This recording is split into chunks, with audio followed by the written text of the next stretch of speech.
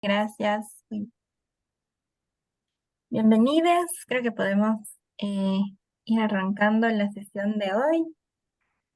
Ya les voy a consultar qué tal les fue con la tarea. Les hemos dejado ya algunos comentarios en su tarea número 2, ¿sí?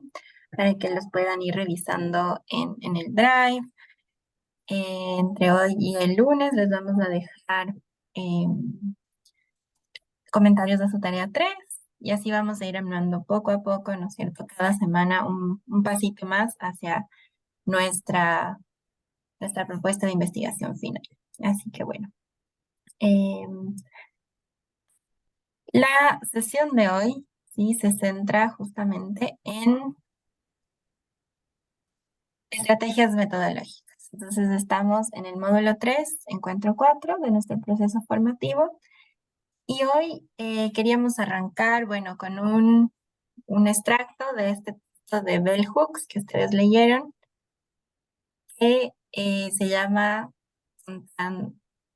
Contar historias. Entonces, alguien que me quiera ayudar a leer este pedacito del texto, puedo levantar la mano. Danitza, genial, te escuchamos. Perfecto. A ver, dice, contar historias es una de las formas con las que podemos iniciar el proceso de construcción de una comunidad, sea dentro o fuera del aula. Podemos compartir en clase historias reales o ficticias que nos ayuden a entendernos mutuamente. Durante años fui reacia a compartir historias personales. Se me había enseñado que presentar experiencias personales como prueba para sostener o reafirmar ideas era una práctica que te inhabilitaba como académica o profesional, según la corriente de pensamiento dominante en los centros educativos, perdón, en los centros de educación superior. Contar una historia personal para documentar o contextualizar un argumento era una señal de que quien lo hacía no se ceñía a los hechos puros y duros, de que no era lo bastante científico. Pero doy gracias por haber vivido lo suficiente como para descubrir cuánto de lo que se nos ha dicho que era pura ciencia y puros datos, se trataba en realidad de una historia, de una interpretación de datos y hechos. Genial, Danitza, mil gracias. Entonces vamos a empezar justo con esta reflexión que hace Bell Hooks acerca de cómo muchas veces, ¿no es cierto?, se invalida la historia, la experiencia vivida como si fuera, entre comillas, poco científica, ¿no? Como si no tuviera tanto valor, ¿sí? En relación, por ejemplo, con lo que ella llama hechos puros y duros, que en nuestra sesión anterior justamente estábamos contextualizando como el conocimiento que se considera académico versus el que no. Entonces, aquí, por un lado, estamos volviendo al concepto de conocimiento situado, pero también vamos a dar mucha importancia y mucho lugar a estas historias, las historias que nos contamos, las historias que podemos contar sobre nosotros. Y aquí esta comunidad de aprendizajes lo que intenta justamente es, a partir de sus experiencias y de las nuestras, ¿no es cierto?, ir generando este conocimiento en conjunto. Eh, Claro, muchas veces también algo que quería reafirmar con este pasaje de Bell Hooks es que eh, el contar la propia historia, ¿no? Como investigadores, investigadoras, puede muchas veces llevar a juicios sobre la subjetividad, ¿no es cierto? Como es demasiado subjetivo cuando contamos la historia que llevó hacia una propuesta de investigación o a una investigación concreta. Entonces hoy vamos a cuestionar un poco eso, ¿sí? Vamos a sacudir esta idea de que el único conocimiento válido es el que proviene de lo que se ha considerado científico en términos de, por ejemplo, únicamente estadístico, únicamente desde el dato cuantitativo. Hoy vamos a ir desafiando un poco estas nociones. Así que, bueno, para empezar, voy a dar un poquito de contexto a lo que vamos a hablar hoy, aclarar así algunos términos. Quería empezar con esto, ¿no es cierto? ¿Cómo nos aproximamos al tema? Si la semana anterior ya estábamos, ¿no es cierto?, a partir de nuestra tarea, hablando de nuestro tema, nuestro objetivo general, nuestros objetivos específicos. Aquí justamente estamos planteando cómo nos aproximamos a esta pregunta, cómo la vamos a ir trabajando. ¿Sí? Y ahí quiero definir 4 conceptos fundamentales. Por un lado está esta forma de conocer. ¿sí? Cada forma de conocer en general, ¿sí? Más allá de si es una investigación específica para nuestro trabajo, para nuestra organización, ¿sí? Las formas en que conocemos el mundo moldean tanto aquello que queremos conocer como la forma en la que nos vamos a aproximar, ¿sí? Y en esta interacción justamente nos vemos afectadas de una forma específica, ¿ya? Ya vamos a hablar de eso más adelante. En ese sentido, cuando hablamos de método, probablemente la gran mayoría de ustedes han trabajado ya con métodos específicos, ¿no es cierto? Si no necesariamente de investigación, sí de implementación, por ejemplo, o métodos en general de trabajo. Entonces, cuando hablamos de un método, estamos hablando de un proceso, ¿sí? De una forma de hacer que sigue este proceso para conocer algo. El momento que ya ingresamos a la metodología, ahí estamos hablando de un conjunto, ¿sí? Un conjunto de métodos que se siguen para lo que nos reúne, ¿sí? En nuestro proceso hoy, en el caso de una investigación. Entonces, la metodología es el conjunto de métodos que vamos a seguir. Y aquí estamos hablando justamente de una serie de decisiones que tomamos como investigadores, investigadoras. Y para esto vamos a hablar de la estrategia metodológica. ¿Qué es lo que nosotros decidimos utilizar? ¿Cómo decidimos conocer y aproximarnos a esta pregunta que hemos planteado, a este tema? Estas decisiones, ¿sí? Se dan en base a qué criterios seleccionamos ciertos métodos, ciertas técnicas y procedimientos, ¿sí? Estos no están dadas. Todo eso está, obviamente puede haber circunstancias que nos circunscriban a un cierto método, una cierta estrategia metodológica. Por ejemplo, si estamos trabajando con un financiamiento específico, ¿sí? Va a haber situaciones que moldeen un poco estas estrategias. Sin embargo, cada método, cada estrategia metodológica también va a partir de esta decisión sobre lo que queremos conocer, cómo queremos conocerlo y qué queremos justamente ir transformando o construyendo, porque estamos partiendo de este marco de investigación-acción en el que la transformación tiene un rol fundamental. Entonces, ¿en base a qué criterios seleccionamos ciertos métodos, técnicas y procedimientos? ¿Cómo los ordenamos? ¿Cómo los planificamos? Sí, ya vamos a ir viendo un poco más acerca de esto y cómo estos nos permiten una construcción específica de un cierto conocimiento. Entonces, a lo que me refiero con esta decisión es a que si es que yo decido, por ejemplo, hacer una investigación mixta, ¿sí? Yo voy a tomar, por ejemplo, métodos cuantitativos, métodos cualitativos, ya vamos a hablar un poco más sobre esto. Y esto va a generar un conocimiento específico. Si yo dejo de lado los cualitativos, entonces obviamente estoy dejando de lado también otra porción del conocimiento, otra forma de acercarme al tema, ¿ya? Entonces aquí vamos a hablar un poco sobre las reflexiones antes de ya ir directamente a hablar sobre métodos, qué métodos han utilizado antes, qué métodos quisieran utilizar, qué estrategias, ¿no es cierto?, han diseñado desde sus organizaciones en experiencias pasadas. Quiero saber un poco como qué les resonó de las lecturas, ¿sí? Para esta semana teníamos tres. Por un lado está este texto muy cortito de Bell Hooks, que nos trae esta enseñanza sobre contar historias.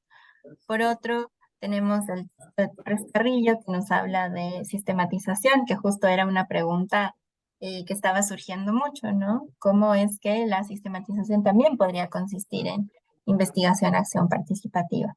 Y finalmente, la introducción a Trabar el Saber de Juliana Martínez y Salvador Vidal Ortiz, que nos habla justamente de cómo conjugar metodologías que podrían parecer muy dispares, pero vamos a ver, cumplen una cierta estrategia.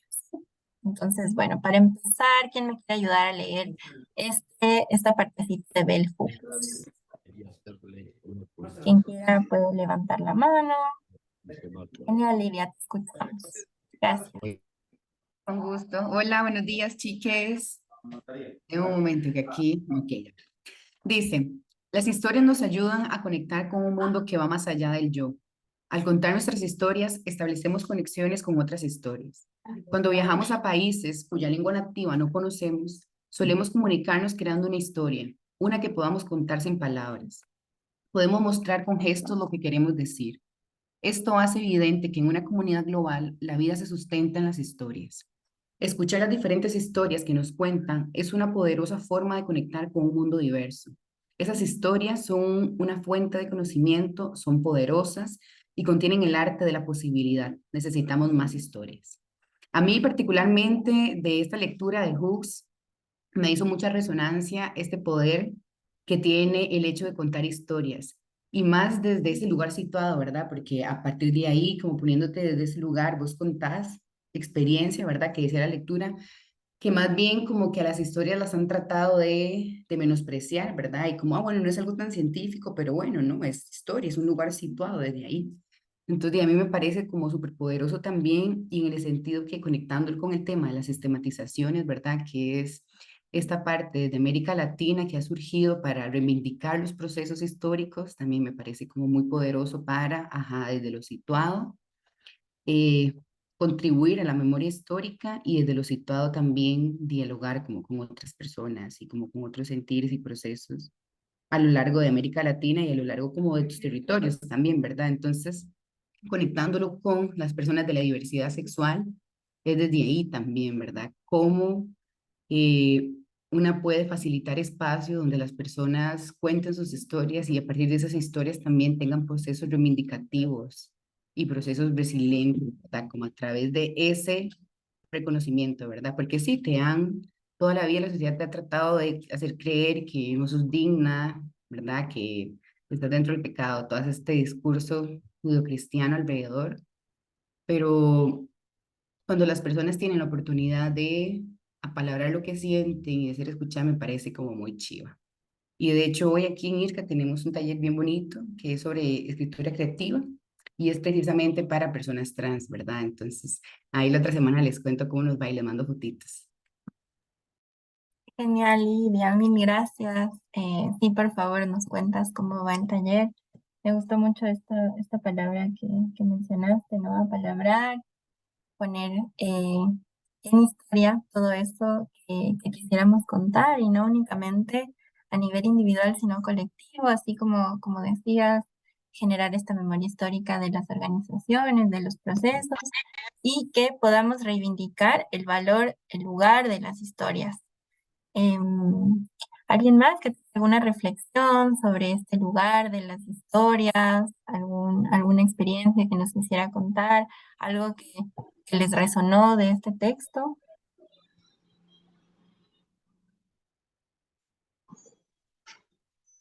Gracias, Danitza, te escuchamos. Sí, solo creo que me gustó mucho o sea, que pone como en el mismo valor el testimonio, la experiencia vivida con algo, digamos, más académico, y, o sea, y me pongo a pensar en mis clases en la universidad, no sé, que cuando alguien, por ejemplo, contaba una historia, se conmovía, como que era un momento, digamos, para el salón como un poco incómodo, entre comillas, porque, claro, no era tan usual como compartirlo en ese espacio cuando en la vida cotidiana todo el tiempo nos estamos conmoviendo y atravesando un montón de emociones, ¿no? Entonces como me hacía pensar en eso, ¿no? Como que ya en el aula y en cómo nos percibíamos unos a otros y qué cosas nos permitíamos o no compartir, ¿no? Entonces, claro, con mis amigas de la universidad fue bacán poder reflexionar sobre eso y darnos espacio para eso, pero creo que no, digamos, era un espacio que construíamos como más íntimo versus lo que podría pasar en otros salones de clase, ¿no? Sí, totalmente.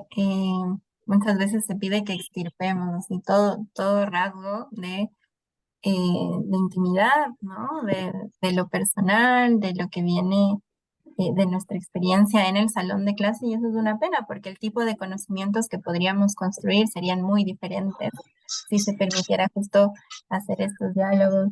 Desde esta palabra que mencionaste, Danisa, el conmoverse, también vamos a seguir pensando en qué es este conmoverse, ¿sí? Como movernos también en colectivo, sacudirnos en colectivo y posicionarnos hacia una acción, ¿sí? Que no nos deje como, eh, que no nos toque, ¿sí? Muchas veces esa es la idea del conocimiento de la forma tradicional, que no nos toque. Y el momento que sí nos toca, nos atraviesa y nos conmueve, también se activan como otras potencias. ¿Alguien más? Antes de pasar, bueno, a hablar de sistematización, de sus experiencias.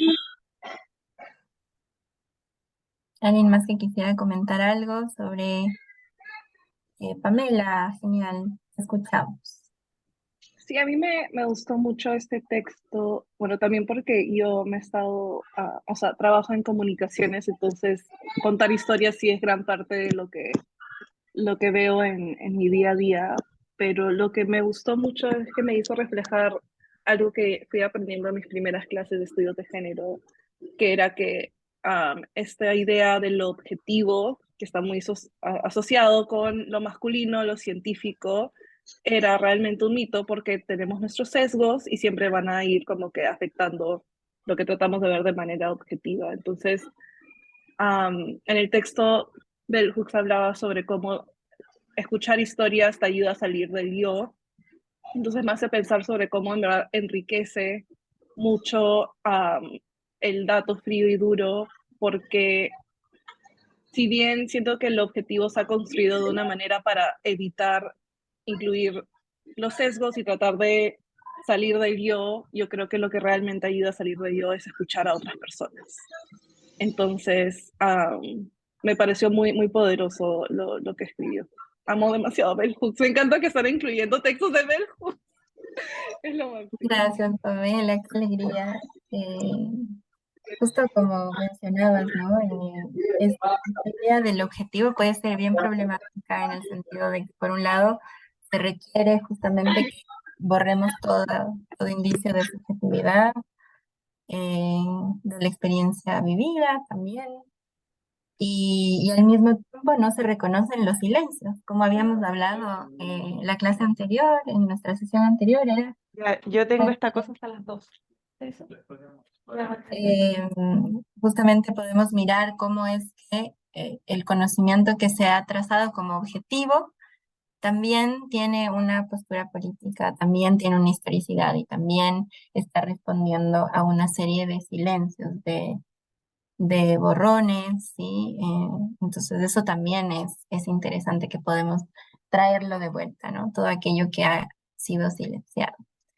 Ahora cuando pensamos en el texto de Torres Carrillo, yo lo incluí justamente porque era una pregunta que venía surgiendo de nuestros encuentros pasados, esta posibilidad de la sistematización como una herramienta muy rica para las organizaciones, por un lado, pero también como una forma de investigación-acción. En la siguiente sesión sí vamos a tener como mayor profundidad acerca de los elementos que constituyen la investigación-acción participativa con Ariadna. Y también vamos a hablar un poco más sobre qué técnicas podemos emplear. Mientras tanto, algo que yo quería resaltar de esta lectura y después quiero escucharles en sus experiencias de sistematización, es que todo lo que permite, ¿sí? La sistematización, por un lado, comprender críticamente las transformaciones, los saberes, pero generados desde la práctica, desde lo que estamos haciendo en nuestras organizaciones.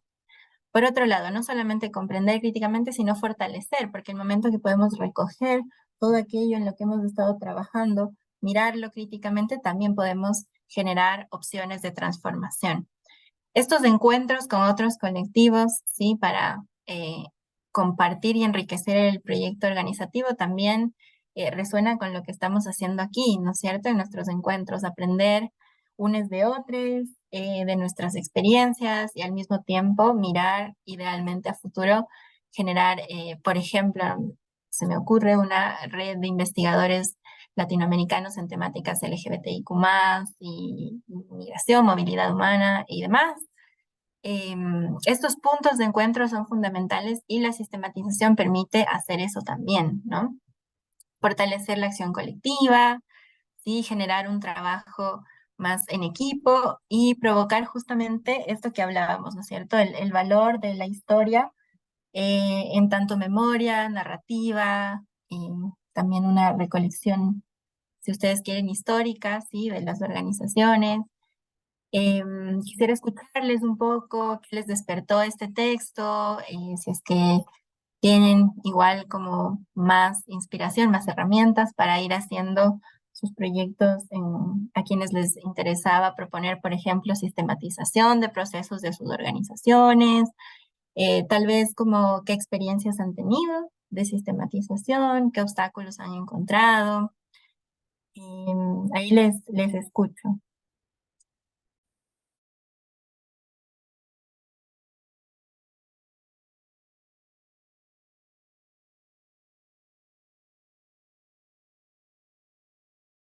Alejandro, gracias.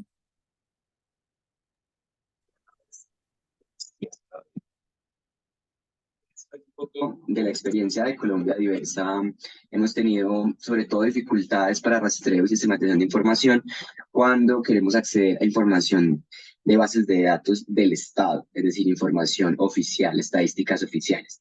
Ese ha sido el principal obstáculo que nos hemos enfrentado.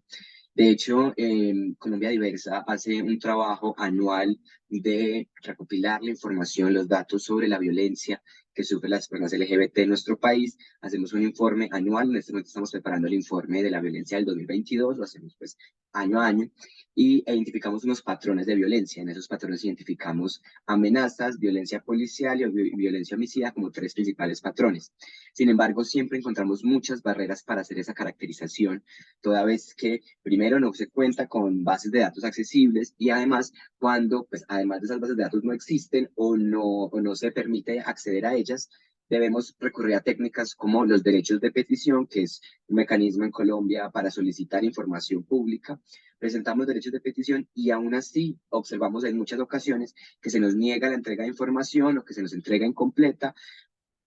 Tenemos que recurrir incluso a la acción de tutela, que es una acción jurídica para proteger ese derecho de petición. Sin embargo, aún a pesar de presentar tutelas, aún a pesar de hacer todo este escenario de litigio, seguimos encontrando que la información no es de calidad y esto nos lleva a una hipótesis que se confirma y es que no se cuenta con las variables correctamente especificadas en esa recolección de información y por tanto eso no nos permite tener esa información de calidad que luego será además objeto, por ejemplo, de política pública.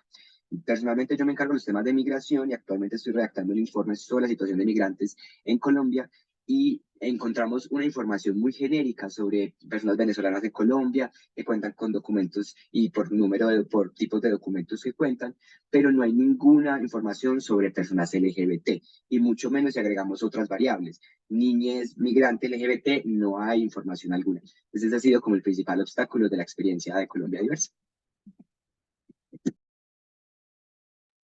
Gracias, Alejandro. Justamente estás señalando algunos de los puntos que vamos a hablar más adelante sobre cómo buscamos la información, qué pasa cuando no existen estas bases de datos, qué pasa cuando no hay datos, ¿sí? Simplemente, o cómo podemos generar investigaciones en medio de todas estas barreras.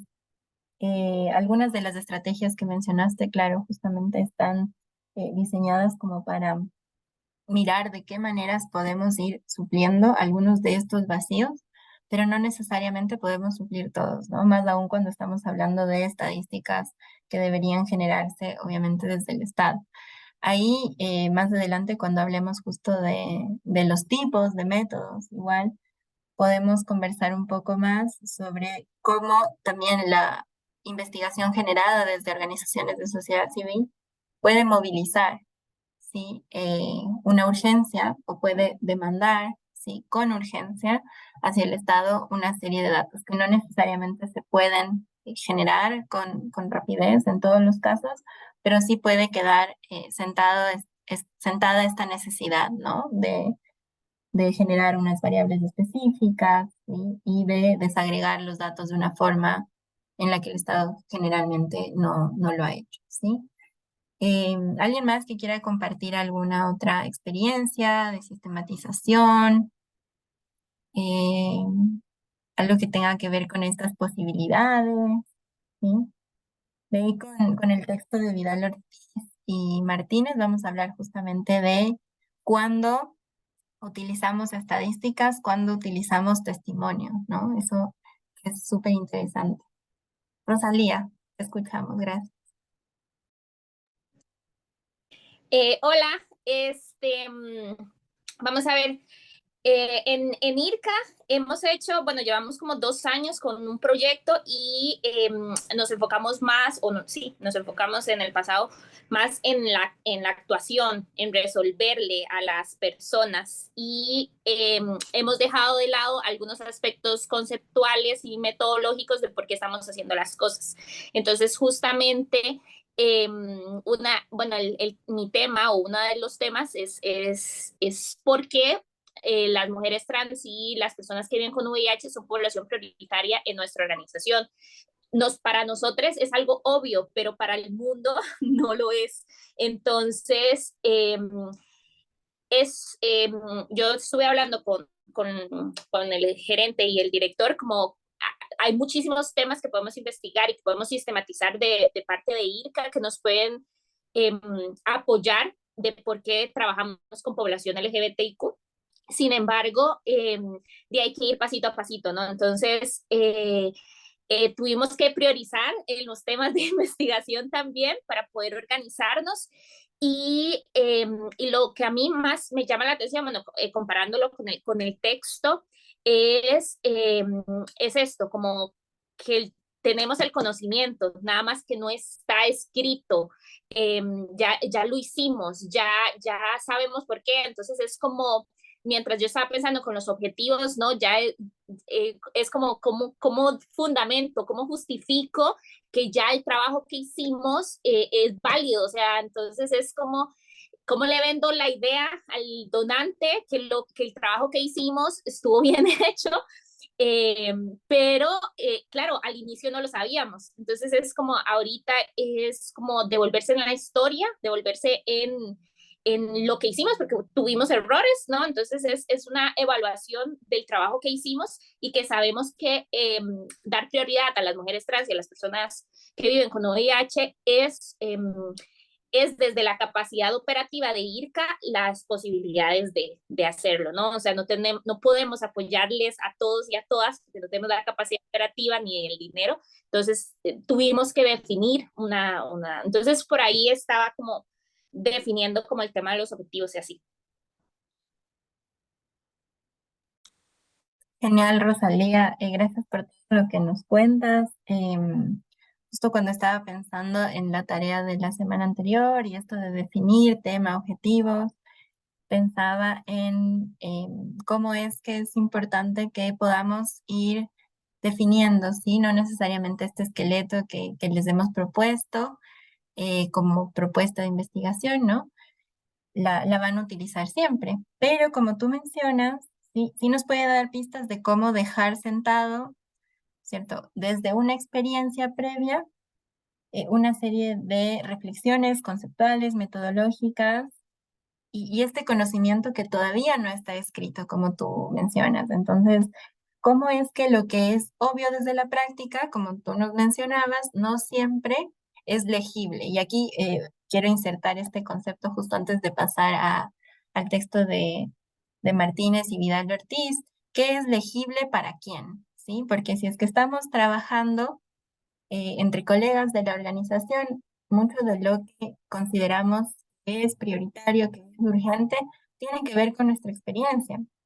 Esto no necesariamente va a ser así, ¿sí? Para donantes, para, por ejemplo, si tenemos alianzas con otras organizaciones o con contrapartes de la academia y demás, ¿sí? Entonces, lo importante de escribir este conocimiento, de ponerlo eh, de forma que podamos visibilizar lo ya hecho, que podamos hacer esta lectura crítica justamente y al mismo tiempo que podamos utilizar la investigación y la sistematización como una de las técnicas para seguir generando este trabajo y este impacto. Ahí, bueno, desde esta idea de lo legible, ¿no es cierto? Vamos a hablar un poco desde el texto de Juliana Martínez, Salvador Vidal Ortiz. Aquí resalté dos dos pasajes, dos extractos que podrían verse como antagónicos, sí, o como opuestos, pero vamos a ir viendo cómo es que funciona justamente para explicar esto de la estrategia metodológica. ¿Quién quisiera ayudarme a leer este primer extracto que tiene que ver con metodología colectiva, participativa y mixta? ¿Quién quisiera leerlo? Tal vez alguien que no haya leído hoy todavía. Lía, Lenin, Yo puedo- Daniela. Listo, se escucha. Ok. Diálogo sobre lecturas, Martínez y Vidal Ortiz. La metodología colectiva, participativa y mixta, que une narrativas personales con información estadística. Evidencia las limitaciones de estudios realizados enteramente por investigadores externos a la realidad documentada, en los que priorizan las voces y las necesidades de dichos investigadores, y usualmente giran en torno a la recolección de datos. Este diseño metodológico silencia desde el comienzo la experiencia trans-travesti al reducirla a una información estadística aséptica, que invisibiliza el impacto emocional, psicológico y físico de dicha discriminación estructural. En medio de los números se pierde la cotidianidad de los cuerpos marcados por la violencia de la normatividad, se amordazan las historias de resistencia y se desdeñan los saberes producidos desde y por dichas vivencias. Gracias, Daniel. Entonces, en este primer extracto lo que vemos es justamente la razón para que Martínez y Vidal Ortiz hayan decidido hacer esta compilación, ¿no es cierto?, en conjunto, en colectivo, con todas las personas con quienes trabajaron alrededor de la educación de personas trans y travestis en la Argentina. Está planteando justamente la necesidad de esta primera persona, del relato en primera persona, o de, como nos han mencionado antes nuestras compañeras, el testimonio, ¿sí? Entonces, este relato se contrapone en este extracto y en mucho de lo que pudieron leer a la estadística, ¿sí? La estadística que dice que es aséptica y que de alguna manera extrae, ¿no es cierto?, todo lo que podemos considerar la historia vivida. Ahora, les traje también esta otra parte en la que Martínez y Vidal Ortiz nos dicen: no obstante, las estadísticas son necesarias políticamente. Y aquí quiero traer de vuelta lo que nos decía Alejandro, ¿sí?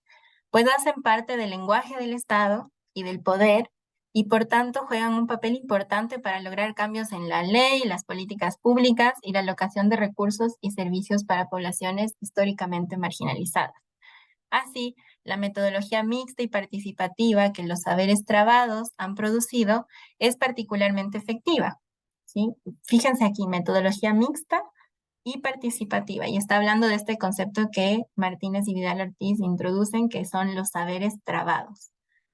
Es particularmente efectiva, pues por una parte las estadísticas hacen legible para el Estado y los organismos internacionales la invisibilización y la violencia de la que han sido víctimas ciertas poblaciones, lo cual legitima su lucha y da peso y urgencia a su reclamo. Pero por otro, los relatos personales corporizan y humanizan dicha experiencia. Aquí estamos viendo por qué utilizan las dos, ¿sí? Esto es importante no solo porque ayuda a cerrar la brecha de empatía existente hacia las personas trans, travestis, sino porque inserta sus voces y saberes dentro del diseño, la práctica y la estructura de los procesos de producción de conocimiento. Aquí podemos ver justo la noción de la estrategia metodológica, ¿sí? ¿Por qué quedarnos con un solo método puede dejar de lado, por ejemplo, ¿sí?, la voz, la experiencia, pero quedarnos únicamente con el relato en primera persona también puede hacer que lo que produzcamos como investigación, que lo que generemos colectivamente, no sea legible para el Estado, para los organismos internacionales, para financistas y demás, ¿sí? Entonces, aquí quiero que vayamos pensando un poco cómo es que en nuestras experiencias previas de investigación hemos seleccionado uno u otro método o hemos diseñado métodos igual, ¿no? Mixtos, participativos, dependiendo de a quién nos dirigimos. Y antes de pasar justo a los tipos de métodos, ¿sí? Que podemos, hoy los vamos a revisar muy brevemente, porque vamos a ir sumando justo lo que viene en las 2 sesiones siguientes, pero vamos a ir pensando en cómo el diseño metodológico de nuestras investigaciones responde justamente a esto, a quién estamos hablando. Alguien tenía la mano levantada, Donny, te escuchamos. Hola, buenos días. Sí, yo tengo algún conflicto, ¿no? Con el tema de las investigaciones mixtas, que es por la que un poco me decanto por un poquito más, ¿no? Una porque siento que, bueno, es un modelo neoliberal, ¿verdad? Que nos han metido precisamente para desvalorizar la historia oral que podemos tener, nuestros pueblos originarios, los pueblos indígenas, comunidades, ¿no? Entonces ahora te piden evidencia, ¿no? Para tal cosa, para poder, efectivamente, como te decías, para generar políticas, esto. Un poco siento que es la desvalorización de esa historia oral que puedan tener las comunidades. Por otro lado, también nos ubica en posiciones privilegiadas, ¿verdad? Donde la mayoría no lo estamos. Entonces, me genera un conflicto muy particular, ¿verdad? Porque hablamos como, bueno, vamos a triangular, vamos a identificar, vamos a generar estadística, cuando se vuelven al final informaciones bastante, las estadísticas, informaciones frías, sin rostro, sin sentido, sin ser, y entonces ya uno deja, y nos volvemos como mecánicos, ¿no? Haciendo eso, y hay que hacer porque la academia lo dice, porque la ciencia lo dice, porque no sé qué, pero olvidamos el ser particularmente, ¿no? Y terminamos haciendo muchas veces legislaciones, políticas públicas que no están ni siquiera acercadas a la realidad de un colectivo, de una comunidad originaria, de un pueblo campesino, qué sé yo. Porque andamos.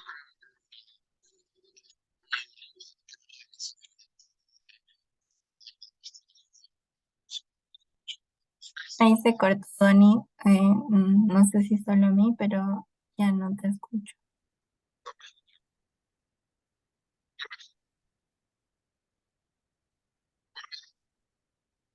Se oye muy bajito. Sí, no sé qué pasó.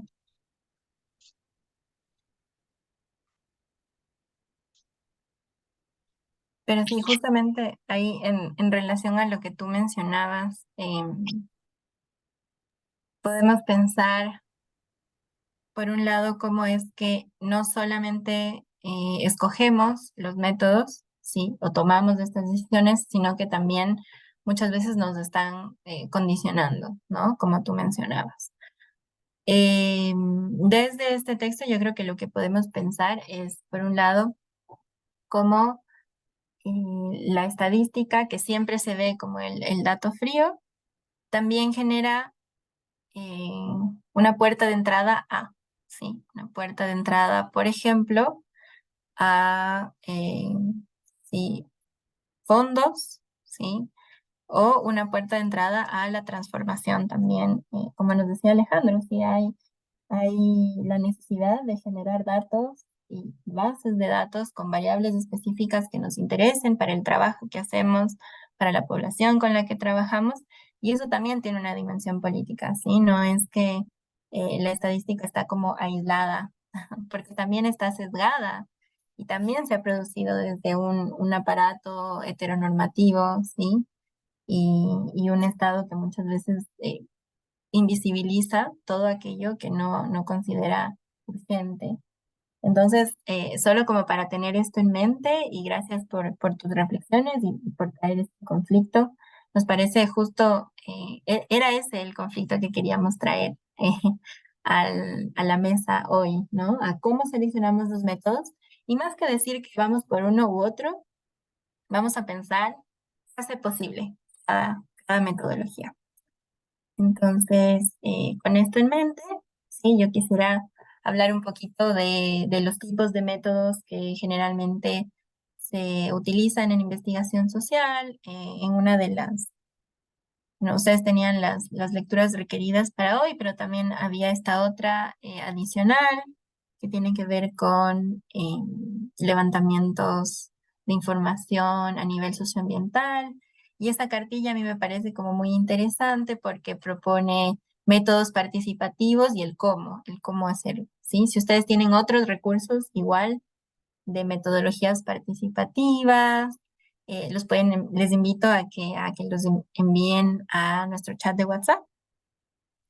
Por ahora, conversemos un poco acerca de estos diversos métodos, ¿sí? Que seguramente, no solamente que los han escuchado, seguramente los han utilizado. Y aquí yo lo que quiero no es detenerme en cada método, sino en las preguntas, ¿sí? Las preguntas que nos surgen a partir de las metodologías. Pues, por un lado tenemos esta cuestión cuantitativa, ¿sí? Que, digamos, uno de los ejemplos es la encuesta y el análisis cuantitativo de datos que puede generar una encuesta a través de herramientas estadísticas. Por otro lado, en métodos cualitativos tenemos el método etnográfico que permite la observación participantes y que es convivir, generar espacios de compartir con las poblaciones y comunidades con quienes trabajamos, hacer entrevistas, por ejemplo. Otro de los que es de los más usados es la metodología de los estudios de caso, grupos focales, la cartografía social, que ahora se hace mucho, ¿sí? Que trae herramientas de la geografía social y permite que hagamos igual como reinvenciones dependiendo del territorio, de la comunidad con quien estamos trabajando. Las historias de vida, ¿sí? Que igual requieren muchísimo más tiempo. Aquí también pensemos en la temporalidad de los métodos. Si es que tenemos, por ejemplo, solo un mes para realizar una investigación, probablemente uno de los métodos sea posible y otro no, ¿sí? Si tenemos mucho más tiempo y un proceso más sostenido, va a haber métodos que se hagan posibles a través de esta temporalidad del compartir. ¿Sí? Otro de los métodos que les quería traer es este, ¿no? La sistematización de experiencias y prácticas desde las organizaciones. Otro con el que yo he trabajado mucho es la observación y análisis de medios digitales. Por ejemplo, en pandemia, les puedo compartir un policy brief, un reporte de políticas que salió de esto. Trabajamos en un proyecto con una organización, una universidad en Brasil, la Fiocruz, y trabajamos en 3 puntos de Latinoamérica alrededor de mapear, ¿sí? Lo que estaban haciendo los movimientos sociales en pandemia. Entonces les puedo compartir esto porque fue muy interesante. No teníamos en ese momento, digamos, todos los comités de bioética estaban parados, no había posibilidad de hacer investigación más directa, pero decidimos hacer la observación y el análisis de las redes sociales, de los movimientos sociales. Y fue muy, muy interesante. Y una vez que ya pudimos hacer una reunión, les mostramos, ¿sí? Como, bueno, esto fue lo que encontramos que se ha hecho desde estos movimientos. Y ahí una de las respuestas era muy interesante, que eh, debido a la pandemia, ¿sí? Vamos, se habían generado tantas urgencias y tantas necesidades, digamos, superpuestas, que no se podía hacer sistematización de todas las iniciativas que se estaban haciendo. Y no únicamente a nivel sanitario, sino como en general, ¿sí?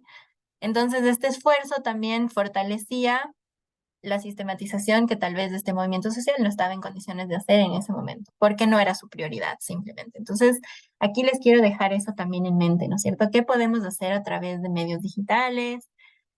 Como les habíamos comentado en las sesiones anteriores, con este trabajo de hemeroteca que hicimos con IDRC, la revisión documental, ¿sí? La revisión de hemeroteca, la revisión de literatura también contemplada como un método de investigación.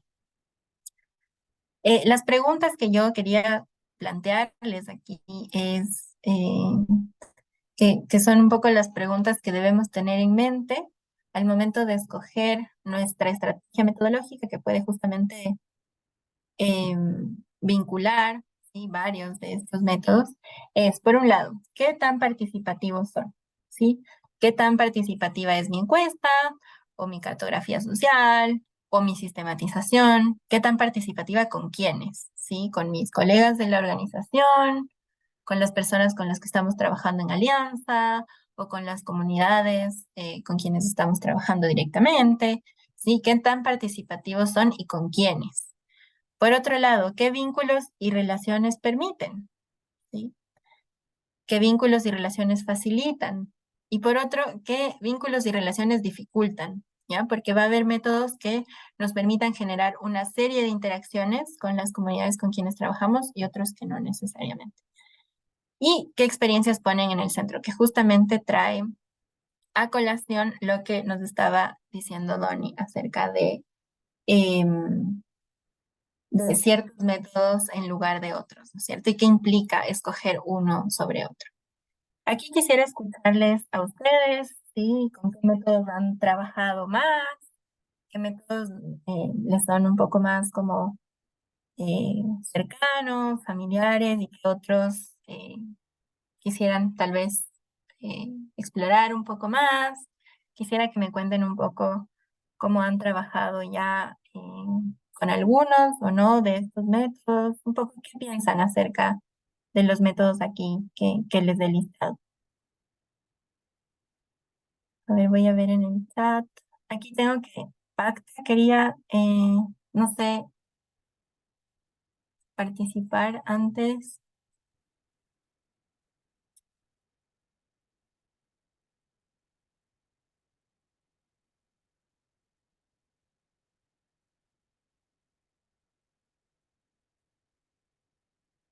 Danitza, te escucha.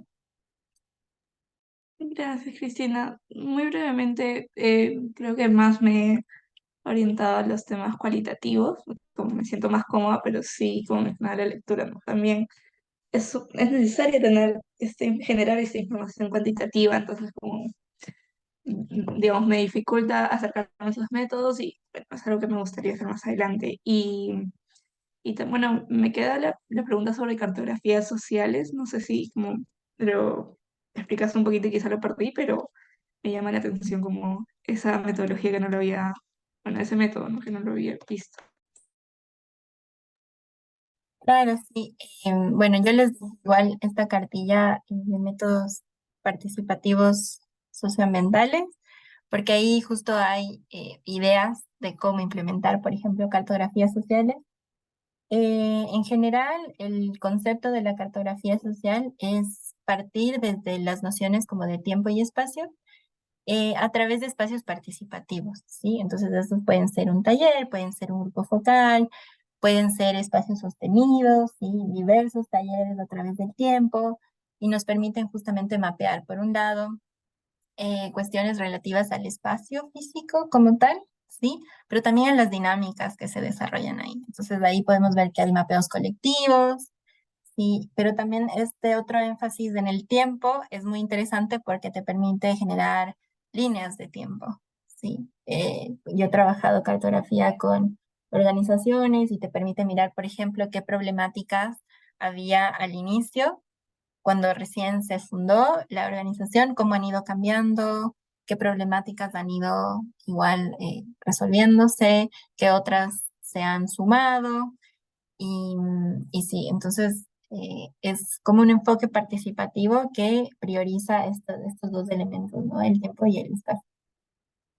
Ajá, exactamente, como nos dices, mapas parlantes.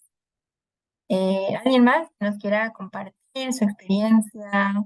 ¿Cómo ha trabajado su organización antes? ¿Investigaciones? Metodologías?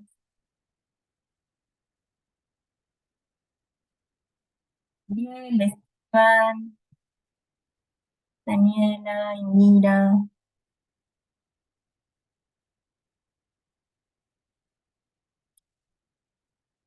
La cartilla de metodologías que les dije, me parece que está en una carpetita que dice adicionales, sí, porque ahí les dejé, por un lado, la guía de citación de datos, que ya vamos a hablar después, sí, porque la idea también de este espacio es que podamos dar herramientas como muy específicas, muy concretas, entonces vamos a hablar un poco sobre citación hoy. Así que bueno, Pasemos a lo siguiente. Aquí queríamos introducir tres otros conceptos que se habían mencionado antes, pero los queremos como dejar un poco más claros. Cuando hablamos de metodologías, probablemente también tengamos que hablar de el sustento, ¿sí? Del sustento de mi investigación. Entonces, ¿cómo es que yo necesito distintos tipos de fuentes para cada una de las secciones de mi propuesta de investigación? Y esto también se va a ir sumando con la sesión siguiente sobre investigación acción participativa con Ariadna, la siguiente esa, que es con María Amelia, que tiene que ver con marcos interpretativos y corrientes teóricas. Entonces, dependiendo de la sección que esté trabajando en mi propuesta de investigación, yo voy a tener que introducir distintos tipos de fuentes. Y esto quería yo introducirlo también como parte de las metodologías, porque el momento que hacemos una propuesta de investigación para un donante, un financista, por ejemplo, o si queremos proponer una alianza, o si ya simplemente queremos desarrollar nuestra investigación, es muy importante que podamos hablar de esto, ¿sí? De las fuentes con las que vamos a trabajar. Entonces, el sustento se refiere a qué fuentes estamos utilizando para cada uno de estos elementos, la justificación, el marco conceptual, la estrategia metodológica y demás. En otra sesión se había mencionado que la minería de datos muchas veces es únicamente como una revisión muy rápida, muy superficial de datos o de fuentes, ¿sí? Nosotros queríamos traer un poco este concepto y resignificarlo, ¿sí? Porque en general la minería de datos se refiere a qué tipos de fuentes encontramos, ¿sí? Y cómo nos aproximamos a cada una, qué podemos extraer, ¿sí? ¿Qué podemos sacar? Y cómo nos pueden guiar también. Eso lo vamos a ver más adelante. A través del concepto justo de los hipertextos, ¿sí? Que tiene que ver con cómo un texto nos guía hacia otros. ¿Ya? Y esto ustedes lo pueden ver, por ejemplo, en los textos que leyeron esta semana, ¿sí? Tanto el de Vidal Ortiz y Martínez como el de Torres, que tiene que ver con, bueno, si es que yo no encuentro lo que necesito en el cuerpo como tal del texto con el que estoy trabajando, yo puedo irme a la bibliografía y encontrar a partir de ahí otras fuentes.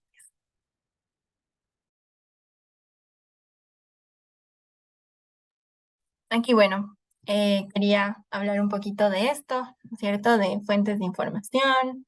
Hay muchísimas formas de dividir las fuentes, sí, pero en general esta es la que se suele utilizar: fuentes primarias, secundarias, terciarias. En fuentes primarias estaría justamente, por ejemplo, si es que hacemos entrevistas, encuestas, diario de campo, si trabajamos con fotografías que nosotros mismos hemos tomado. Entonces aquí estamos trabajando con fuentes que obtenemos de primera mano, digamos, ¿sí? Fuentes secundarias, estamos trabajando ya con artículos de revistas, como los que hemos leído, ¿sí? O con libros, como de los que hemos sacado igual los textos para cada semana, periódicos, igual, información de hemeroteca, y otro tipo de entrevistas, pero realizadas por alguien más, ¿ya? Y en las fuentes terciarias, ahí estaríamos ya en el terreno de los portales de información, de las plataformas, los blogs, directorios, catálogos y demás. Y esto nada más para introducirnos a este otro tema, ¿sí? Que queremos hablar el día de hoy, que tiene que ver con la gestión de referencias. Pero antes de pasar a esto, quisiera ver si tienen alguna pregunta, eh, ¿sí? Sobre cómo vamos a ir tejiendo un poco cómo es que la metodología también tiene que ver con las fuentes que vamos a utilizar. ¿Alguien tiene alguna pregunta, alguna duda, algo que no haya quedado claro hasta ahora?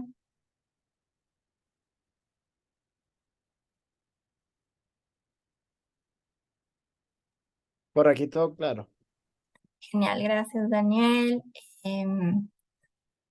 Bueno, queríamos ahora tener un receso de 5 minutos, ¿sí? Entonces, justo para crear esta transición entre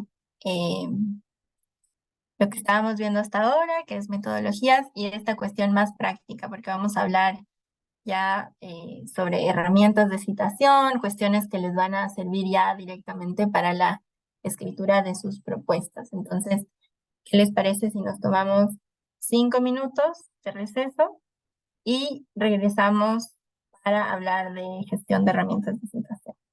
¿Parece? Vale, vale. Genial. Entonces, nos vemos en 5 minutos. Perfecto, gracias. Perfecto, A nos ustedes, encontramos. gracias.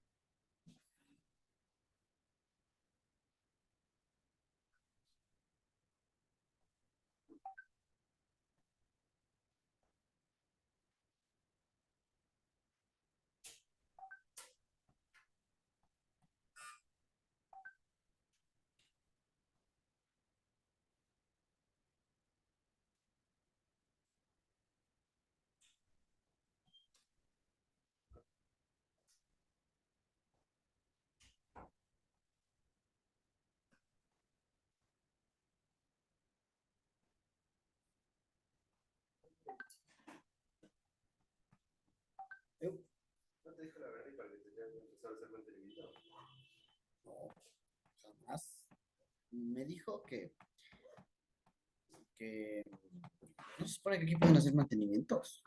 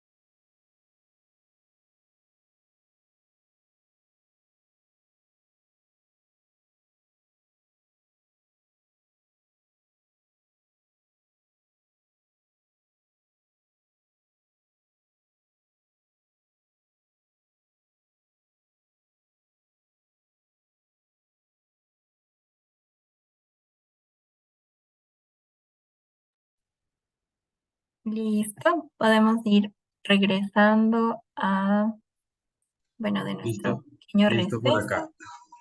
Genial, muchas gracias.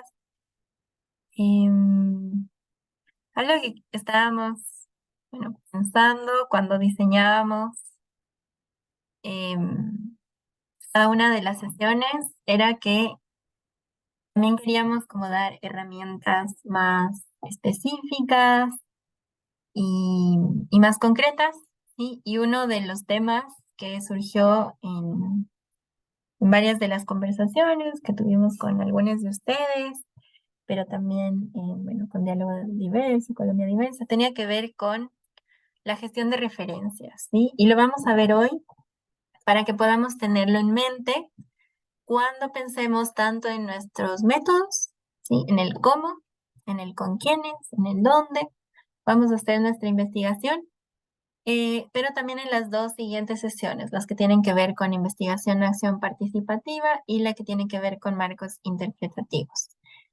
Aquí, uno de los elementos que se presenta como de los más problemáticos al momento de escribir propuestas de investigación y también propuestas, por ejemplo, para financiamiento y demás, es esta gestión de las referencias, ¿sí? Porque si bien podemos haber hecho muchísima investigación al respecto del tema en el que vamos a trabajar o de la investigación que estamos planteando, si es que no gestiono bien mis referencias, entonces de eso no necesariamente se hace visible en el documento como tal.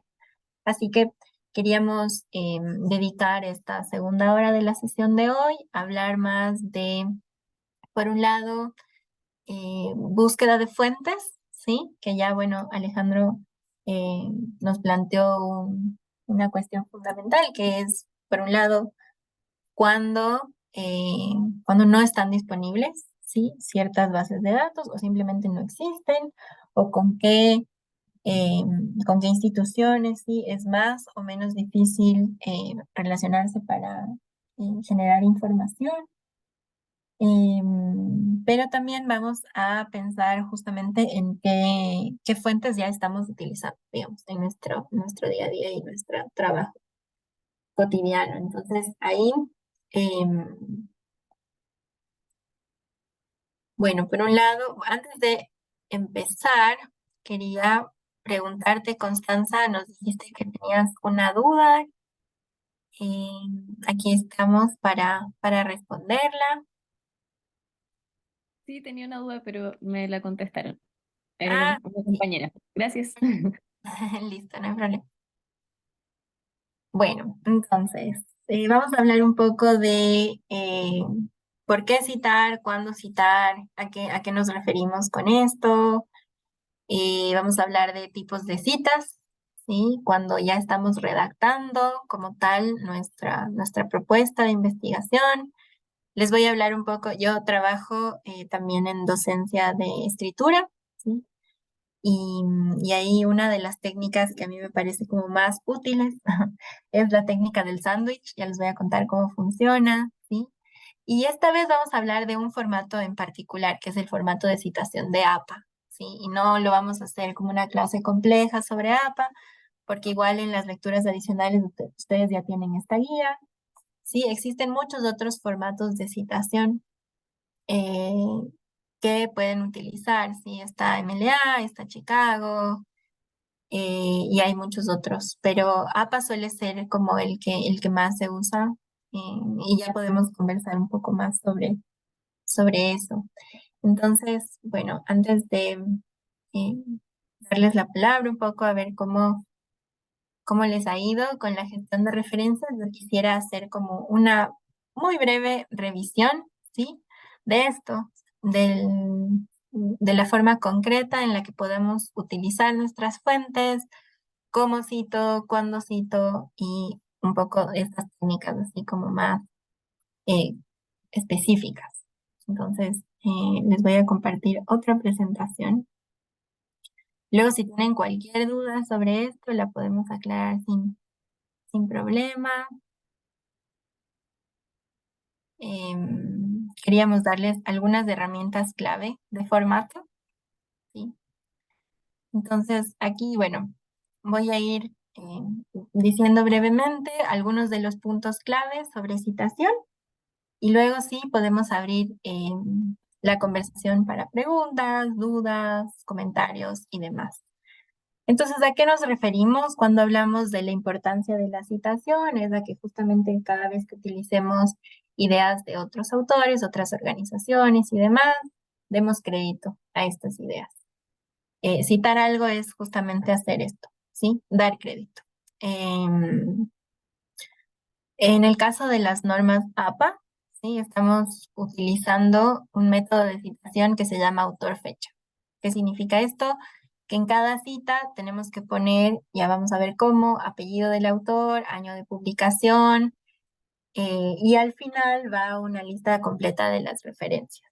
Esto queríamos introducirlo en esta sesión para que no sea muy adelante, digamos, cuando estemos ya como muy avanzados en nuestros encuentros, porque como ustedes pueden ver, en varias secciones van a tener ya que introducir ideas de autores, por ejemplo, cuando escojan sus marcos teóricos, ¿sí? Que lo van a ver en los encuentros, o si es que quieren información adicional, por ejemplo, con la pregunta de la cartografía social. Yo digo, bueno, a mí me interesa hacer cartografía social, pero nunca la he hecho. Entonces voy a buscar, ¿sí? Fuentes que me ayuden a aclarar un poco cómo es que se realiza cada una de estas metodologías o con qué perspectivas. Entonces, todo ese trabajo también ya requiere de una práctica de citación. Ahí, bueno, nada más para aclarar que las citas textuales las hay cortas y largas, ¿sí? Las citas cortas son de hasta 40 palabras y las largas de más de 40 palabras. Y dependiendo de eso, se da el formato, ¿sí? Que ustedes pueden mirar en la guía de citación de APA que tienen subida en el Drive. Y una paráfrasis es cuando uno dice en sus propias palabras lo que está diciendo el autor.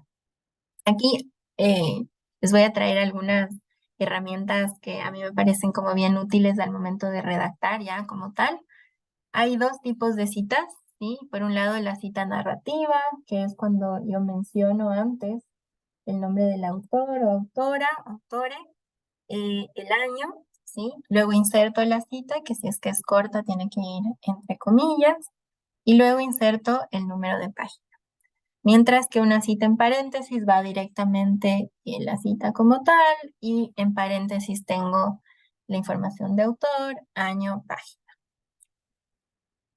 ¿A qué nos referimos con la lista de referencias? A que cada fuente que citen ustedes en el documento luego tiene que venir a su lista de referencias. Entonces, piensen ustedes que estas dos cosas van juntas. Por un lado, las citas que ven el texto como tal. Por otro, las referencias que van al final y se ordenan alfabéticamente. Ahí ustedes pueden ver que dependiendo del tipo de fuentes, ustedes están utilizando libros o artículos académicos, el formato es diferente. Y para esto yo les sugiero, ¿sí? Que guarden esta guía de citación que está en su Drive y la tengan a la mano. Si es que tienen que usar otro formato, digamos como el concepto es del mismo, pero utilizan el formato que se ajuste, por ejemplo, si es que es un formato específico de alguna convocatoria y demás. En la lista de referencias, sí, algo que es importante es que vaya toda la información, que incluye información de autor, autore, fecha, que tiene que ver generalmente con el año, el título de la publicación y la fuente que se llama, que generalmente en el caso de un libro es un editorial, pero que, por ejemplo, si es una página web, es la página web como tal y demás. Entonces, un poco como para refrescar esto, si es que ustedes ya lo conocen, que tenemos que ir utilizando referencias, insertándolas también a través de nuestras citas y demás, en lo que vayamos generando para nuestra propuesta de investigación. Aquí algunos ejemplos, pero esto también está como listado con todos los tipos de casos en su guía de citación, ¿sí? Entonces aquí ustedes pueden ver que, por ejemplo, los datos básicos que deben ir son apellido, coma inicial, ¿sí? De autor, autore. el año, el título del trabajo y el nombre de la editorial. Y esto va a ir cambiando dependiendo de si es que estamos trabajando con libros o artículos de revistas académicas. Ahora, esto quería sí introducirles porque puede ser de mucha utilidad cuando ustedes estén redactando, ya sea esta propuesta como tal o cualquier otro documento en el que necesiten citar, ¿sí? O incluir referencias y fuentes. El formato del sándwich le llamamos nosotros a esta forma de introducir una cita, ¿sí? ¿Y qué es una cita? Es lo que yo estoy extrayendo del texto, o si en el caso de una paráfrasis, lo que estoy yo poniendo en mis palabras, pero que dijo eh, el autor, autore en este texto. El sándwich se refiere justamente a que tenemos tres partes, ¿sí? Una introducción a la cita, una cita como tal y luego una explicación. Esto sirve para todo, ¿sí? Para citas textuales cortas, largas y también para paráfrasis. Y ya les voy a contar más. Entonces, la introducción, ¿sí? Se puede construir a través de verbos particulares que ya les voy a compartir o a través de expresiones, ¿sí? Luego introduzco la cita como tal y luego la explico. Esto como para evitar que solamente haya citas separadas y como descontextualizadas de lo que voy escribiendo. Algunos de los verbos y de las expresiones que podemos usar para citar autores, esto se los puedo poner en el chat sin ningún problema porque es bastante útil, ¿sí? Yo puedo mencionar que tal autore argumenta, ¿sí? Pero luego tengo que utilizar también otros verbos porque no puedo simplemente redundar y utilizar solo argumenta a lo largo de todo mi escrito. Entonces aquí hay algunos, ¿sí? Entre esos plantea, considera, destaca, manifiesta, da a conocer, ¿sí? Las otras expresiones con las que puedo yo introducir una cita tienen que ver, por ejemplo, con de acuerdo con, ¿sí? Tal persona, citando a, como plantea tal persona, o desde el punto de vista de, ¿ya? Esto un poco como para ya en nuestro trabajo específico de la redacción. Y aquí queríamos hablar también, dedicar un poquito de tiempo a hablar de fuentes académicas y luego ya vamos a ir a un espacio en grupos en el que vamos a hablar más sobre los tipos de fuentes que usamos, cómo las encontramos, cuando hay obstáculos también, como nos mencionaba Alejandro. Entonces, cuando hablamos de fuentes académicas como tal, nos referimos a fuentes que cuentan, por un lado, con información verificada, que han sido revisadas, que están respaldadas también por investigaciones y literatura específicas. Entonces aquí a mí me gusta hacer una diferenciación que es como bien importante, que el momento que nosotros planteamos el tema del estudio, podemos utilizar cualquier tipo de fuente, claro, dependiendo de la investigación que estemos planteando. Pero como les decía, podemos investigar sobre contenidos de redes sociales o anuncios publicitarios, música y otros.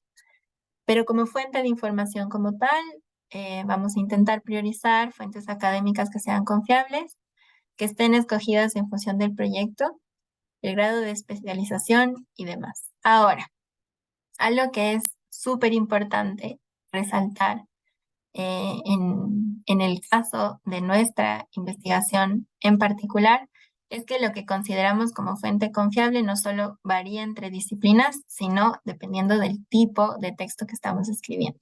En este caso, no únicamente vamos a utilizar fuentes académicas, sino también las fuentes, por ejemplo, que han sido producidas desde las bases de datos del Estado, si es que así nos ayuda a nuestra investigación, o lo que hemos producido también como fuente válida desde nuestra organización, ¿sí?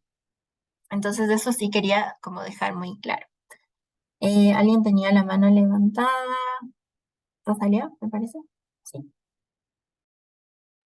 Sí, justamente era con esta misma idea de que nosotros tenemos fuente, o sea, tenemos una base de datos gigantesca y bueno, estamos generando estadística con eso. Entonces, la única fuente comprobable somos nosotros mismos, ¿no? Entonces, bueno, ya respondiste justamente de que lo podemos utilizar, bien citado, ¿no? Porque eso es lo que hacemos como sacado de la base de datos del sistema de IRCA Casa Abierta, como eso siempre lo aclaramos un montón y para que sepan de dónde está y si lo necesitaran. Eventualmente queremos abrir los datos, pero por el momento estamos organizando los datos para poder compartirlos. Claro, y eso puede ser un trabajo así como de un proceso muy largo. En ese sentido, sí queríamos hacer énfasis en esto, de que la fuente válida va a ir cambiando dependiendo del tipo de investigación que estamos proponiendo y también de los métodos que hemos utilizado, que hemos decidido utilizar. Aquí yo quería nada más dejarles con esto, ¿sí? Que es el proceso que suelo utilizar con estudiantes y organizaciones como para elaborar propuestas como tal. Tiene que ver, por un lado, con distinguir tipos de fuentes que nos puedan ayudar, luego localizarlas, ¿sí? Incluyendo cuando haya obstáculos o retos. Evaluar justo lo que decías, Rosalía, la relevancia de nuestras fuentes, ¿sí? Y luego integrarlas en un texto y citarlas correctamente. Entonces, algo que queríamos dejar así como muy claro desde esta sesión en adelante es que justo esta propuesta que les estamos pidiendo redactar es un buen ejercicio, ¿no? Es un buen ejercicio de escritura por un lado, pero también de fortalecimiento de todas estas habilidades que luego podemos ir transmitiendo a otras personas en nuestra organización. ¿Alguien tiene alguna pregunta sobre esto? Todo el tema de licitación, el proceso de localización de las fuentes.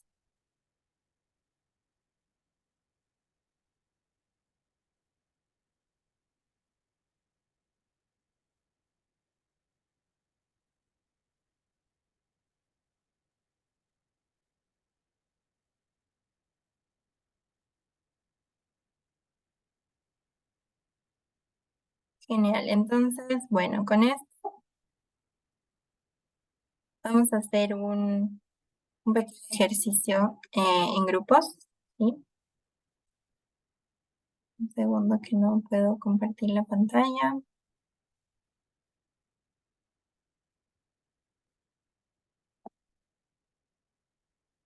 Listo, ya. Ahí.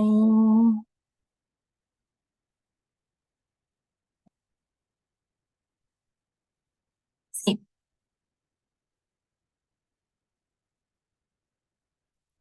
Entonces, aquí vamos a trabajar un poco esto, como para que podamos ir conversando más a profundidad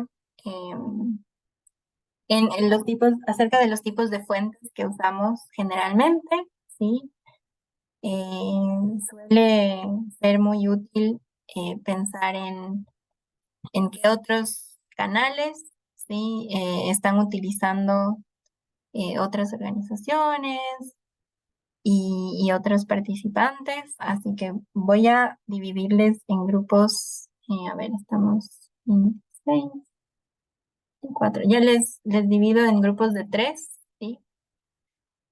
Y la idea es que ahora podamos tener una conversación, por un lado, manteniendo en mente qué tipos de métodos queremos utilizar, ¿sí? Cuál va a ser nuestra estrategia metodológica, pero también queremos que pensemos en conjunto y podamos hacer una lista, ¿sí? Colectiva de los canales en los que podemos utilizar fuentes, recursos bibliográficos, qué tipos de fuentes estamos utilizando en nuestro trabajo. Podemos poner como un énfasis especial en qué tipos de repositorios también nos han ayudado o qué motores de búsqueda. Igual pensando, como nos traía esta pregunta Rosalía, en qué tipos de fuentes son importantes para mí como investigador, investigadora, investigadores y para mi organización, ¿sí? Entonces, bueno, Les voy a dividir en grupos y les pongo también la pregunta en el chat.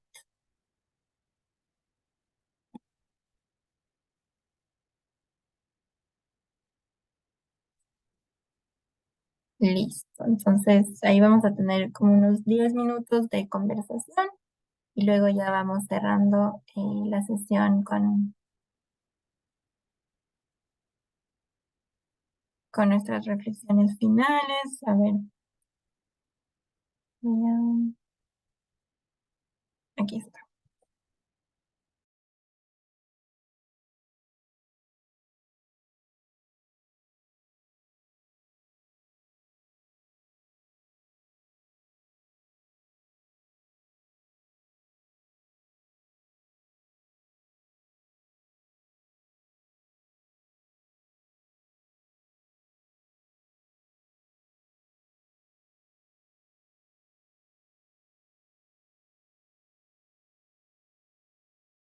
Listo, entonces ahí pueden ir aceptando sus grupos para que puedan hacer el ejercicio y nos vemos en 10 minutos para poder conversar en colectivo.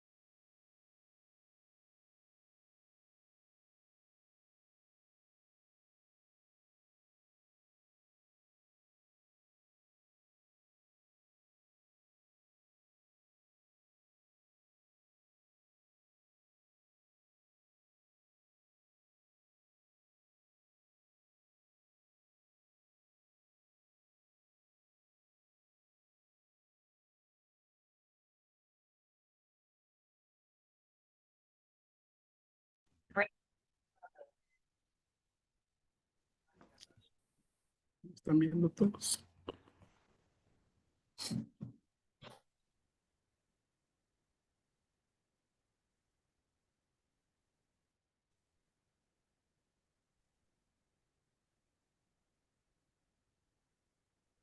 Ya estamos aquí de regreso.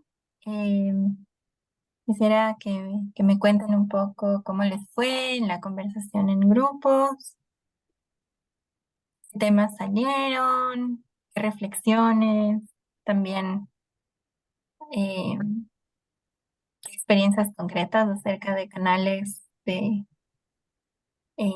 fuentes y recursos bibliográficos.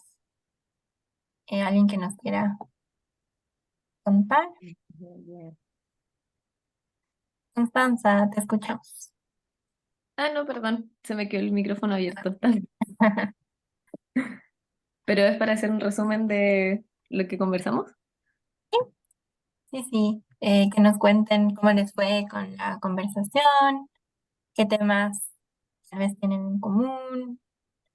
Bueno, Lidia me puede ayudar, pero estábamos conversando sobre, bueno, los buscadores como Google Scholar fue el primero que nombramos y nos quedamos conversando sobre las revistas académicas, em, discutiendo también la utilidad que tienen a veces, en el sentido de que a veces son muy académicas y no recogen, al menos en el área donde me desempeño yo, experiencias tan territoriales. Entonces hay tipo de revistas quizá de otras organizaciones no académicas que han hecho análisis o estudios y reflexiones más, quizá más de grupos que no usualmente se estudian, etc. Y bueno, Lidia nos estaba compartiendo muchos links que prefiero que ella los comente sobre Sí, qué genial. de bibliografía. Y gracias, Constanza. Sí, nosotros estamos eso, ¿verdad? Como hablando y como desde dónde trabajamos, ¿verdad? Yo, por ejemplo, estoy aliada como a la Biblioteca de la Universidad de Costa Rica, que pueden ingresar y realmente es un gran repositorio porque tiene vínculos con otras universidades a nivel mundial y es de acceso gratis. Entonces, ustedes también desde afuera pueden ingresar ahí. Claro, ¿verdad? Es académico, pero bueno. Después de la UCR, digamos, está la red Alforja, que es una muy buena referencia en todo el tema de educación popular, en el tema de sistematizaciones y demás. Y también tiene un contexto histórico porque se comienza a formar después de los 90, ¿verdad? Entonces me pongo a pensar en el tema de Colombia, Brasil y demás, y cómo aquí en Centroamérica la red Alforja es súper importante. También están ahí, por ejemplo, en Nicaragua hay muchas organizaciones que tienen páginas web y desde ahí han hecho investigación que es súper bien, la verdad. Aquí en Costa Rica no hay tantas, pero por ejemplo está La Corriente, que es un enfoque feminista, ahí les pasé el link, no sé si quedó, si no ahora se los pongo ahí. Están estas muchachas de las malcriadas también, hay varias organizaciones de la diversidad sexual que también han como sacado informaciones y eso aquí en Costa Rica. Me pongo a pensar en surcos digitales, que es más desde periodismo comunitario y así. Y bueno, como la Universidad Nacional, la UNED también, que es una universidad a distancia, que es súper buena, la verdad, o sea, es muy bien. Y bueno, más que todo académicos, ¿verdad? No tenemos tantas referencias. De Nicaragua sí les puedo mostrar como más, porque la verdad es que en todo este tema de la memoria histórica, o sea, se han puesto mucho las pilas y las organizaciones sociales eso, han sacado páginas web y desde ahí sacan informes por aparte y es súper bueno, ¿verdad? Y bueno, pues aquí IRCA también tiene sus investigaciones, vamos a tener más, así que ahí vamos a ver. Y por ejemplo, en temas de personas trans, de mujeres trans, está OTrans en Guatemala, que es súper buena porque también hace investigaciones. Está la Araca, que es más como de periodismo. Bueno, ahí yo se las paso en el link en el chat para que las revisen también. Y ustedes también mándenos así como eso, como sus páginas favoritas, tal vez, como para decir, ¿verdad? Compartirnos esos canales de comunicación, porque también son bien importantes. Sí, mil gracias Constanza y Livia por todos estos recursos. Ah, nos encantaría igual que los puedan pasar tanto en el chat aquí como en el grupo de WhatsApp, si es que quieren. Nos parece una buena estrategia y en eso pensábamos en este ejercicio, pensar en las fuentes, en dónde buscamos también. como una forma igual de compartir y de generar esta comunidad de aprendizaje. Así que mil gracias. Estamos súper pendientes. Alejandro, ahora te escuchamos. Hola, bueno, yo me sumo mucho a lo que mencionó Lidia. Creo que muchas de esas también las mencionamos en nuestro grupo de conversación. Y pues nosotras hicimos una lluvia de ideas y hablamos de Google Scholar como, como la primera, la que muchas veces buscamos inmediatamente. Hablamos también de algunas que se constituyen como una especie de red social académica, como academia.org, ResearchGate, incluso en la misma LinkedIn a veces puede servir porque algunas personas publican allí o dan links de donde tienen publicados algunos, no sé, documentos, papers, artículos académicos, libros.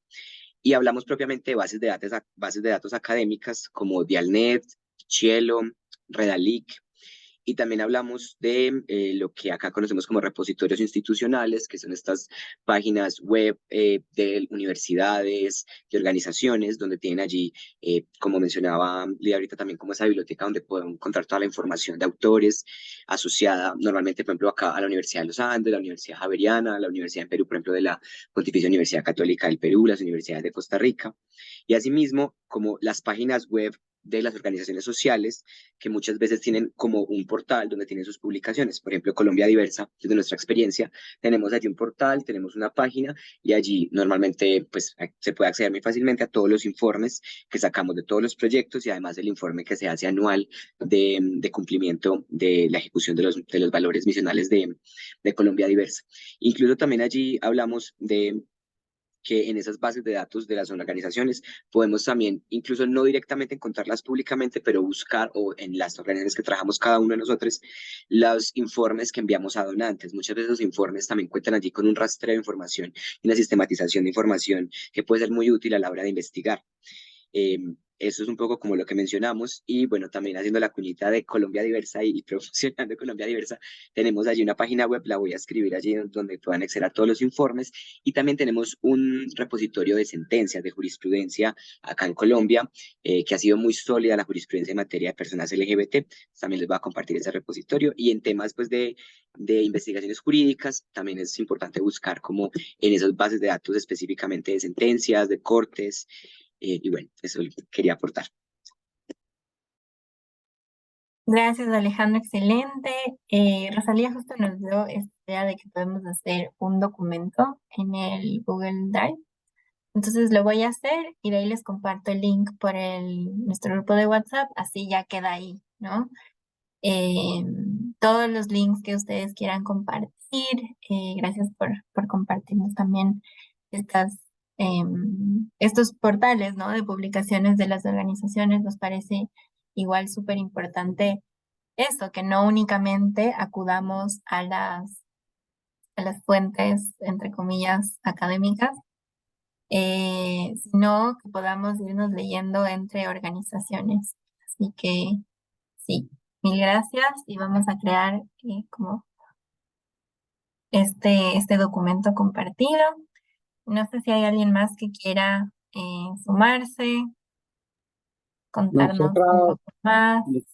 nosotras hablamos de un tantito, ¿no? Sobre la importancia eh, de ver, bueno, algunos que ya mencionaron de los repositorios de universidades, ¿verdad? Que son importantes, pero que también creíamos importante ver estos espacios de los repositorios de los sistemas universales, ¿verdad? De Naciones Unidas, como el de la OIT, el de la OIM, OPS, que tienen información. Por ejemplo, OIT actualmente está trabajando mucho con el tema de empresa y derecho, ¿no? Que es importante, tierra, territorio, eh, ver el repositorio donde están los exámenes periódicos universales que le hacen a los estados, que podemos tener, pues recoger las recomendaciones que le hacen a los estados para mejorar el tema de derechos humanos y que tienen una variedad de temas. Eh, Hay diferentes observatorios, ¿verdad? En la región, tanto observatorios regionales como Flaxon y otras por ahí, pero también hay observatorios estatales, ¿verdad? Eh, ya ves, aquí recientemente he creado la Secretaría de Derechos Humanos, el Observatorio de Derechos Humanos, ¿verdad? Entonces yo decía, qué locura, ¿verdad? Cómo el Estado se va a observar a sí mismo, ¿ah? Pero bueno, son de esas cosas que inventan al ritmo de la cooperación que es quien financia todas estas tonteras, porque no tienen pie, ¿verdad? Como, pero bueno, son datos oficiales, los observatorios nacionales son datos oficiales que nos pueden generar pues alguna información para ahondar en alguna investigación, algún tema. La Corte, ¿verdad? Lo del repositorio de la Corte, de las sentencias, es importante conocerlos, porque hay sentencias importantes como Rifo Atala, Vicky Hernández, entre otras, ¿no? Son pocas las sentencias en el tema de diversidad sexual, ¿verdad? Pero que son la opinión consultiva de Costa Rica a la Corte, que es importante, ¿no? Que tiene que ver con el tema matrimonio, identidad de género, eh, derecho a la familia. Entonces creo que es importante ver los repositorios de la Corte Interamericana de Derechos Humanos, de la Comisión Interamericana también, que tienen otros. Hablamos con las compañeras de los portales de acceso a la información, ¿verdad? Que son importantes pues estar revisando, ¿no? Que hay. Eh, pues esos repositorios son básicamente los que estuvimos hablando y comentando de que de manera general eh, tienen temas de todo tipo, ¿no? Entonces nos pueden servir. Ya lo de las universidades que ya la han comentado, pero no ahondo más. Gracias. Gracias, Donny. Excelente. Gracias también a todas las personas que están enviando sus reflexiones y sus links al chat. Voy a crear este documento, como les decía. Me parece como que se armó esta discusión muy interesante y muy rica sobre cómo trascender, ¿no? Esta dicotomía que hablamos en el encuentro anterior entre lo, entre comillas, académico y lo, entre comillas, no académico. Así que muy importante que podamos tener en consideración estas fuentes a medida que avanzamos en nuestra propuesta de investigación. Ya como para ir cerrando nuestro encuentro de hoy, ¿sí? Eh, Voy a compartirles aquí nada más.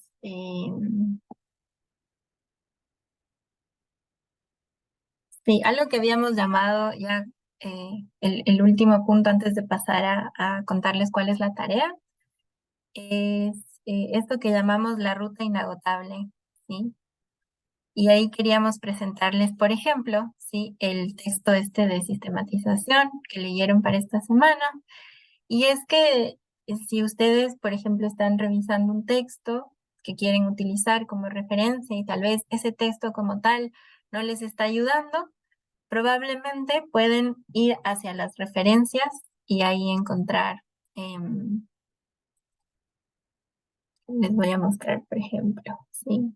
Entonces, qué sé yo, con el texto este de sistematización, ¿sí? Entonces yo me voy directamente a la bibliografía, ¿sí? Esta es otra técnica, ¿sí? Para encontrar otro tipo de fuentes. Si es que a mí me parece que el texto como tal que encontré no me está ayudando, pero puede haber referencias que están en ese texto que sí, entonces las reviso, ¿sí? Esa es una de las estrategias más utilizadas que tienen que ver con los hipertextos, ¿sí? Entonces ahí queríamos aterrizar un poco esto, que si bien puede pasar, ¿no? Que el texto o la referencia que encontré no necesariamente es la que más me sirve, pues puedo encontrar otras a partir de las bibliografías, ¿sí? Y ya para ir cerrando, quiero agradecerles muchísimo por participación en el encuentro de hoy. La tarea que tenemos para la siguiente semana es ir construyendo lo que llamamos un mapa, ¿sí? De metodologías posibles. Entonces ya tenemos nuestro tema, nuestros objetivos, hemos pensado justamente cómo aterrizar el cómo, el dónde, el con quiénes. Y ahí les planteamos que hagan un mapa en el sentido de, bueno, voy a pensar si es que un solo método me ayuda o si es que necesito una combinación, ¿ya? Y esta discusión la vamos a traer justamente para pensar estos métodos a la luz de los fundamentos, los conceptos, las técnicas de la investigación, acción participativa que vamos a ver la siguiente semana. La sugerencia es que después de hacer este mapa, que también lo pueden incluir, ¿no es cierto? Si es que ustedes, por ejemplo, hacen un dibujo como tal a mano, o si es que hacen, qué sé yo, un mapa conceptual ahí en su computadora, como ustedes se acomoden. Si prefieren hacer un cuadro, ahí tienen ustedes total libertad. La idea es que luego ustedes puedan listar los métodos, ¿sí? Y de esta manera ir preparando una descripción de cada técnica, ¿sí? Ahí sugerimos, como ustedes pueden ver en la estructura, un párrafo por técnica que nos ayude a entender cómo es que este método sería el más adecuado para la investigación que están proponiendo.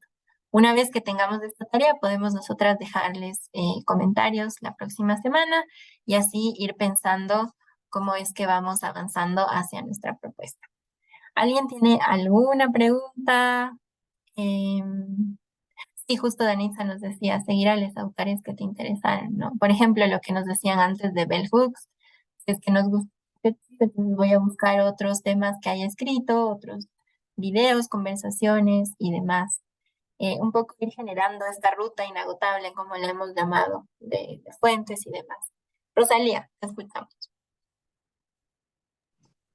Sí, yo quería mencionar dos cosas. Uno, con lo que mencionaste anteriormente de ir a las fuentes originales, justamente eso lo hablamos, pero yo también hago otra cosa que con eso, que es si yo leo que hay un autor que está parafraseando a otro autor, en lugar de parafrasear al que parafrasea, yo voy a buscar al autor original, leer lo que él dice y yo lo parafraseo. Entonces eso también es una técnica, un tip que yo hago para que no porque si no se tiene que mencionar a muchos autores. Entonces eso es algo que yo hago. Y lo otro que estaba pensando es el tema de la discusión aquí, o propongo una discusión que es ChatGPT, ¿no?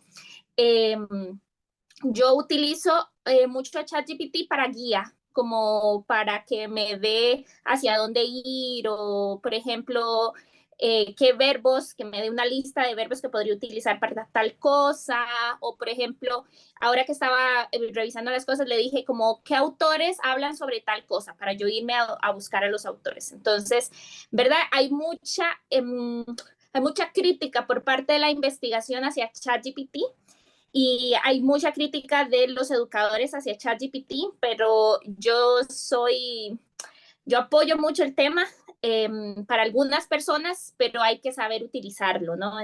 Por ahí lo dejo.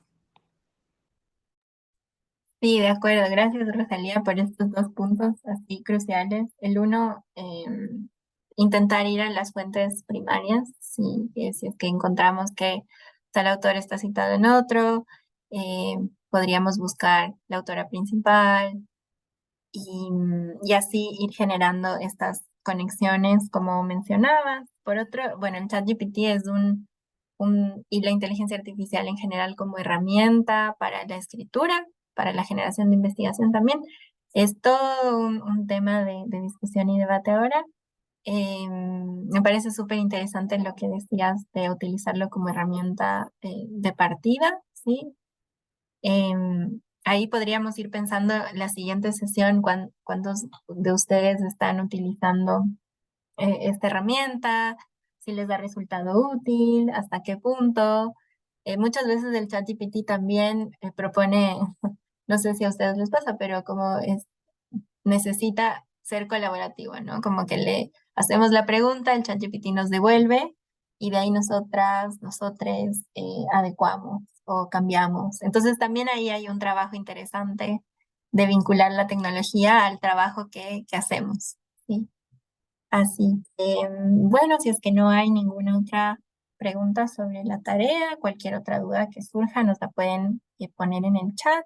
Les voy a enviar el link para ingresar ahí las ideas de fuentes. Voy a poner también las que ya han puesto aquí en el chat.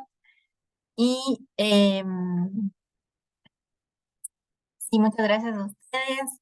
Aquí les dejo también, bueno, esto lo van a tener igual a disposición, también lo tienen en el cuadro de lecturas, las lecturas para el encuentro 5. Si Ariadna nos pide que revisemos estos enlaces, que los pueden abrir directamente. Y de ahí este otro texto de investigación acción participativa está ya colgado en el Drive para que lo puedan tener disponible. Así que con eso, bueno, vamos cerrando el encuentro de hoy. Mil gracias por su participación. Creo que podemos hacer la foto. No sé si me confirma Sofi.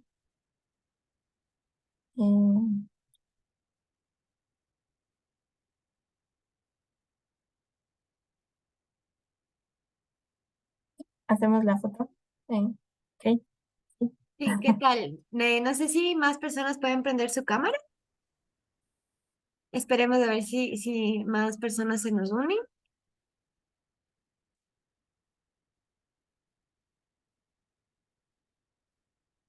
Bueno, creo que ya podemos tomar la fotito, ¿no? Entonces, a la cuenta de 3, todos sonreímos. 1, 2 y 3. Listo, perfecto. Muchas gracias. Genial, gracias. Nos vemos la próxima semana. Gracias. Chao, estén bien. Pasen bien, cuídense. Semana. Chao.